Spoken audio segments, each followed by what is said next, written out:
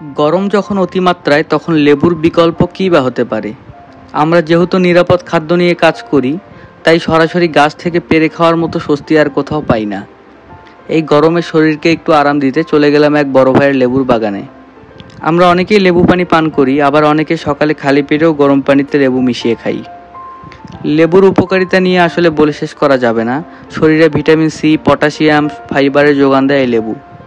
এছাড়া শরীর অত্যাধিক গরম হয়ে গেলে ঠান্ডা লেবুর শরবত শরীরকে স্বাভাবিক তাপমাত্রায় ফিরিয়ে আনতে সাহায্য করে।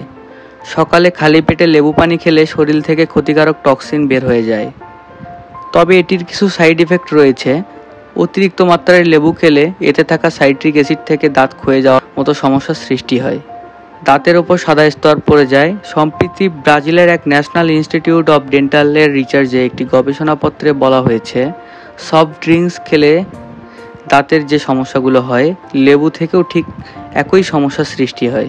এছাড়া যারা প্রতিদিন সকালে উঠে লেবু পানি খান, তারা যদি অন্তত দিনে 2 বার করে ব্রাশ করেন, তাহলে দাঁতের সমস্যা থেকে অনেকটাই মুক্তি পাওয়া সম্ভব। তাই নিয়মিত লেবু পানি পান করুন, কিন্তু অতিমাত্রায় লেবু পানি পান করবেন না। ধন্যবাদ।